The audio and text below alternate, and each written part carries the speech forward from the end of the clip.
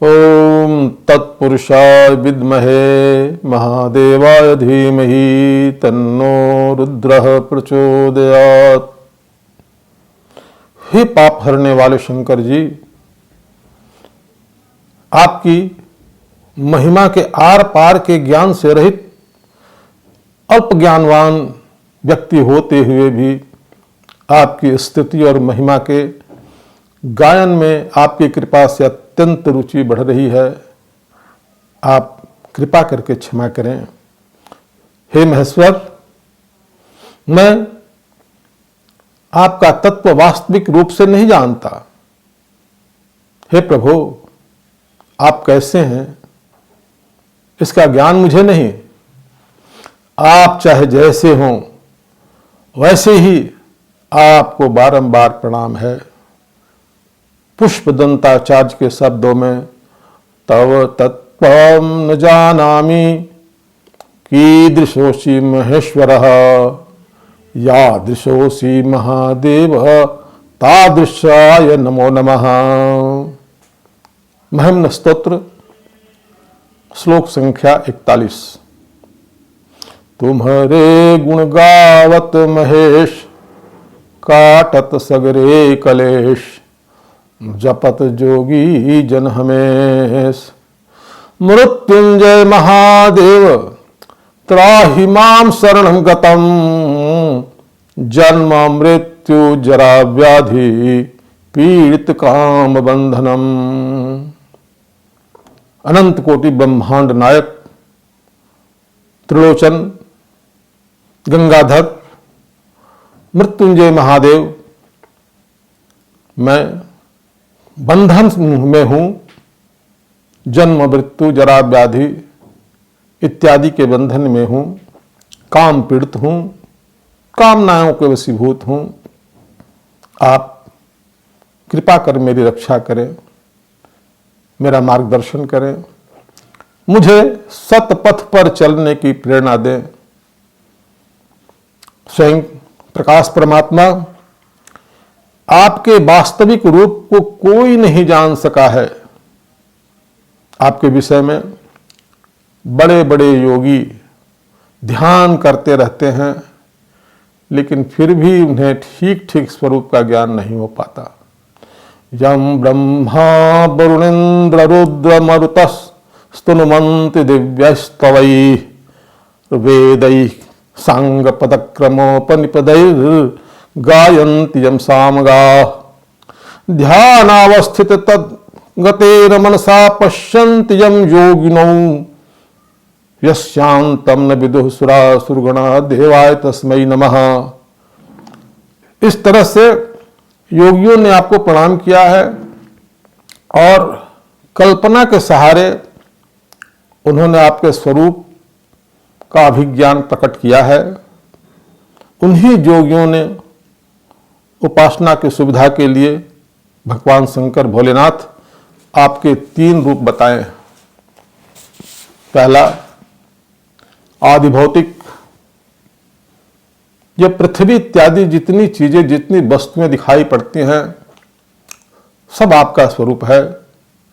दूसरा आधिदैविक, माता पार्वती के साथ जो आपका सगुण रूप सकल रूप ओम नमः शिवाय भी ये आपका आधिदैविक रूप है।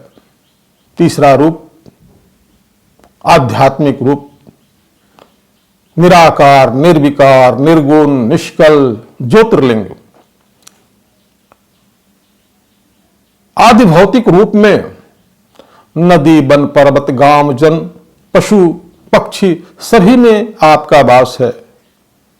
हे प्रभु, आप सूर्य हैं, आप चंद्र हैं, आप पवन हैं, आप अग्नि हैं, आप जल हैं, आप आकाश हैं, आप पृथ्वी हैं, आप ही आत्मा भी हैं।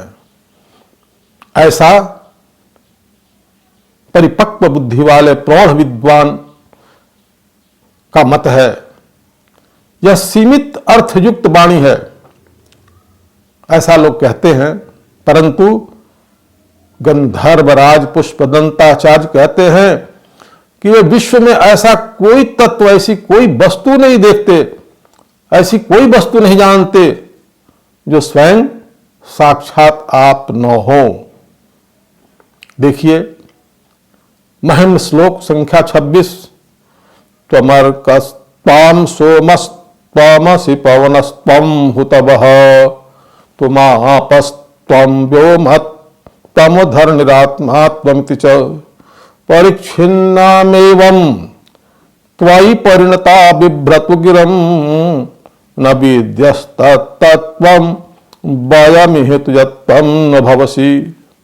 महिम्न श्लोक संख्या 26 आधिदैविक स्वरूप के संबंध में, हे महेश्वर, आपके रूप का निर्वचन करने वाले रूपों में यदि व्यस्त रूप यानी पृथक अक्षर वाले स्वरूप बोले, उसको स्वीकार करें तो ओम, औकार, उकार, मोकार से आपका ही प्रतिपादन होता है।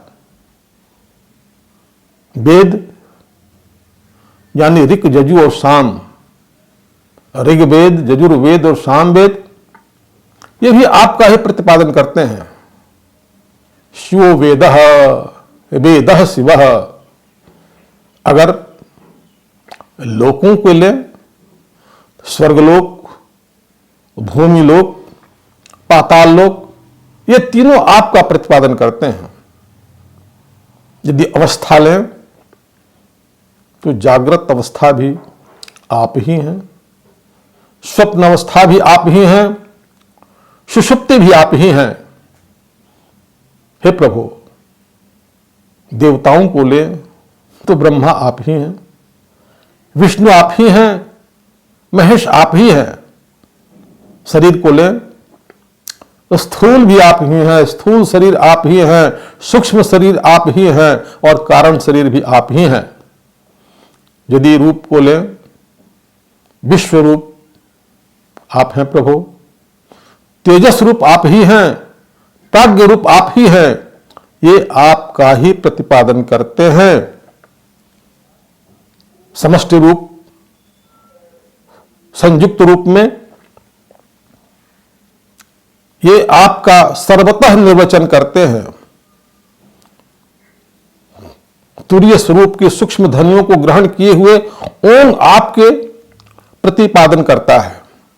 इस संबंध में महिम श्लोक के 27वें श्लोक पर ध्यान दिया जाए तो त्रयी त्रिस्त्रो वृत्त त्रिभुवनमथो त्रीनपिशुरा नुकाराद्यै वर्णोस्त्रिभिरभिदधत्तिर्न विकृति तुरीयं ते धाम ध्वनिभिर्वरुन्धानमनुभिः समस्तं व्यस्तं त्वां शरणत ज्ञात्योमिति पदम।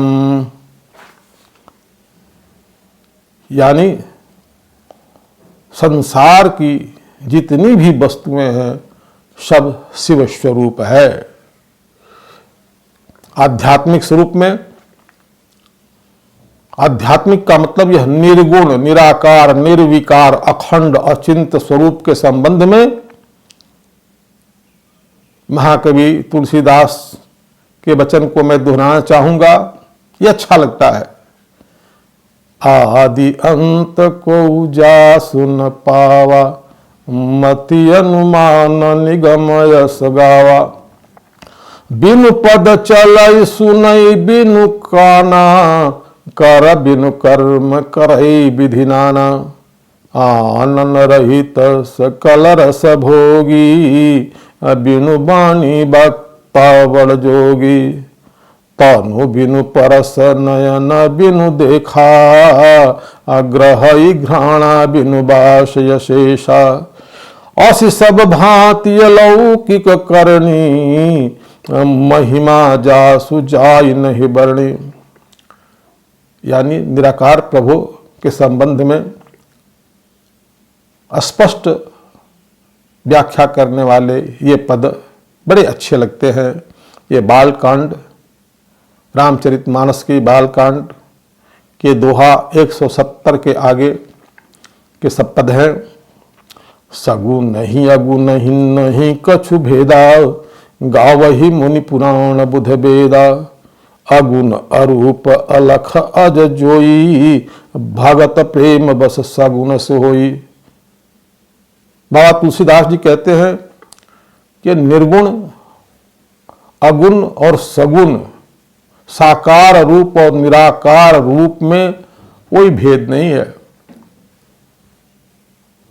प्रभु का, भगवान का जो निराकार रूप है वही भक्तों के प्रेम बस साकार रूप ग्रहण कर लेता है।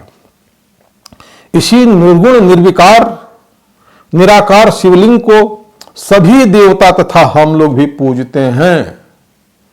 ब्रह्म मुरारी सुरार्चित लिंगम, निर्मल भासित शोभित लिंगम, जन्मज दुख विनाशक लिंगम, तत्प्रणमामि सदा शिवलिंगम। देव मुनि प्रवरार्चित लिंगम, कामदहम करुणाकर लिंगम, रावण दर्प विनाशन लिंगम, तत्प्रणमामि सदा शिवलिंगम। सर्वसुगंधि सुलेपित लिंगम, अबुद्धि विवर्धन कारण लिंगम, सिद्ध सुरासुर बंदित लिंगम, तत्प्रणमामि सदा शिवलिंगम। कणक महामणिभूषित लिंगम, फणिपति बेष्ठित शोभित लिंगम, दक्ष सुजज्ञ विनाशक लिंगम, तत्प्रणमामि सदा शिवलिंगम। कुमकुम चंदन लेपित लिंगम, पंकजहार सुशोभित लिंगम, संचित पाप विनाशन लिंगम, तत्प्रणमामि सदा शिवलिंगम। देवगणार्चित सेवित लिंगम, भाविर्भक्तिभिरेव च लिंगम, दिनकर कोटि प्रकाशक प्रभाकर लिंगम, तत्प्रणमामि सदा शिवलिंगम। अष्टदलो परिवेष्टित लिंगम, सर्वसमुद्भव कारण लिंगम, अष्टदरिद्र विनाशित लिंगम, तत्प्रणमामि सदा शिवलिंगम। सुरगुरु सुरवर पूजित लिंगम, सुरवन पुष्प सदार्चित लिंगम, परात्परम परमात्मक लिंगम, तत्प्रणमामि सदा शिवलिंगम। यह लिंग का पूजन इतना महत्वपूर्ण है, इतना फलदायी है कि 8 प्रकार की दरिद्रता लिंग के पूजन से समाप्त हो जाती है। अब इस लिंग की महिमा के संबंध में पुष्पदंत जी लिखते हैं, तवैश्वर्यम यत्नात् यदु परिविरंची हरिरघः, परीक्षेतुम जाता बनलमल स्कंध बपुषः, ततो भक्ति श्रद्धा भर गुरु गुणाभ्याम गिरिशयत्, स्वयं तस्थेताभ्याम तव किमुन वृत्तिर्न फलति। ऐसा हुआ कि ब्रह्मा और विष्णु में श्रेष्ठता के लिए वाद विवाद वितंडावाद हो गया। ब्रह्मा सोचे हम श्रेष्ठ हैं, विष्णु के विचार में आया हम श्रेष्ठ हैं। इसी बीच ज्योतिष स्वरूप लिंगाकार तेजस रूप भगवान का प्रकट हुआ, जिसकी ओर छोर का कोई पता नहीं था। ऊपर की ओर ब्रह्मा चले, नीचे की तरफ भगवान विष्णु चले। दोनों का लक्ष्य था पार पाना, लेकिन दोनों ही पार पाने में असमर्थ रहे। तब दोनों ने श्रद्धा और भक्ति से, पूर्ण बुद्धि से नतमस्तक होकर आपकी स्तुति की। तब उनकी स्तुति से प्रसन्न होकर दोनों के समक्ष भगवान स्वयं प्रकट हो गए, और वह ज्योतिष स्वरूप लिंग, तेजस स्वरूप बिंब, लिंगाकार ज्योतिर्लिंग छोटा हो गया, और सभी देवताओं ने उसकी पूजा की। ब्रह्मा भी पूजा किए, विष्णु भी पूजा किए। उन दोनों को भगवान शिव का साक्षात दर्शन हुआ। तब से प्रथा शिवलिंग पूजने की चली है। अब 12 ज्योतिर्लिंग स्थान स्थान पर हैं जहाँ भगवान प्रकट हुए हैं। उस संबंध में सौराष्ट्रे सोमनाथम च श्रीशैल्य मल्लिकार्जुनम उज्जयिन्यां महाकाल ओंकार ममलेश्वरम केदारम हिमवत पृष्ठे डाकिन्यां भीमशंकरम वाराणस्यां च विश्वेशं त्र्यंबकं गौतमी तटे वैद्यनाथं चिताभूमो नागेशं दारुकावने सेतु बंधे च रामेशं घुसमेशं च शिवालये। सौराष्ट्र गुजरात में है, शैल आंध्र प्रदेश में है, डाकनी गुवाहाटी में है, त्र्यंबकम महाराष्ट्र में है, नागेश गुजरात में है, सेतुबंध गंधमादन पर्वत पर हैं, घुसमेशन महाराष्ट्र में है। अब अगली चर्चा में हम प्रत्येक ज्योतिर्लिंगों के महिमा और प्रकट होने के जो कथा है उस पर हम वक्तव्य देंगे। शिवे भक्ति शिवे भक्ति शिवे भक्तिर भवे भवे शिवेर भक्तिर भवे भवे। ओम नमः शिवाय नमः शिवाय।